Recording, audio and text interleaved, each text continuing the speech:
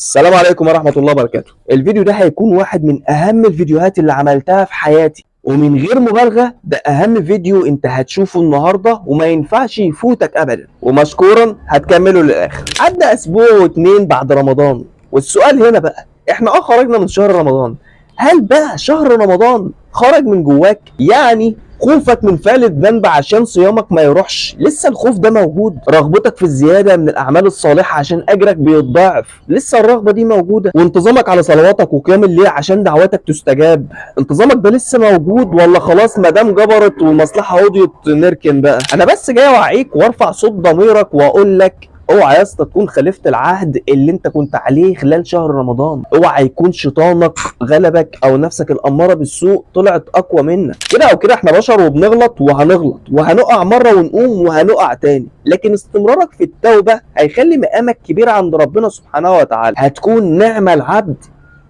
اواب، بس مش معنى كده انك تعمل الذنب عن قصد وتقول هبقى توب وكل مره هعمل كده واتوب واستغفر كتير وكده ربنا يحبني لاني برجع له وبتوب حتى لو بعمل الذنب على طول.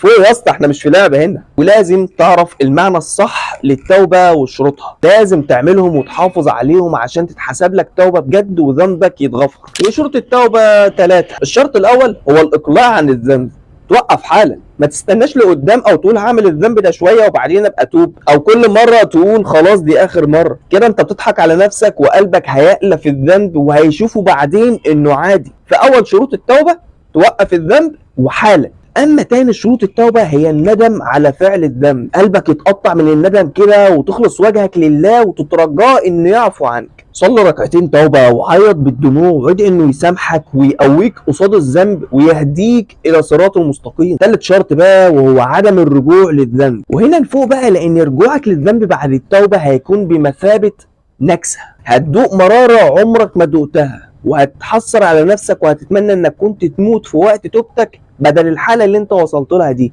وهي الانتكاسه. فصدق التوبه هيبان في سيطرتك على نفسك وعدم رجوعك للذنب. ويا بختك يا بختك لو قدرت تتوب توبه نصوحه بجد وتستقيم في طريق طاعه الله ورسوله، ليك اجر عظيم في الدنيا ومستنيك اجر اعظم في الاخره، وربنا هيكفر سيئاتك وهيبدلها بحسنات وهيبارك في حياتك من كل خير بتتمناه. فباب التوبه مفتوح بس للصادقين والعازمين، مش اللي واخدينها فهلوه. فالحق نفسك يا خلبوص، هو ده وقته. نسأل الله أن يغفر لنا ذنوبنا ما تقدم منها وما تأخر، وأن يرزقنا من الخير كله، وأن يصرف عنا من الشر كله. أنا محمود شوشة وده محتواي. لو أول مرة تشوفني اعمل له فولو، ولو استفدت من الفيديو اعمل لايك وسبسكرايب لو على اليوتيوب، وشير للفيديو عشان الدال على الخير كفاعله.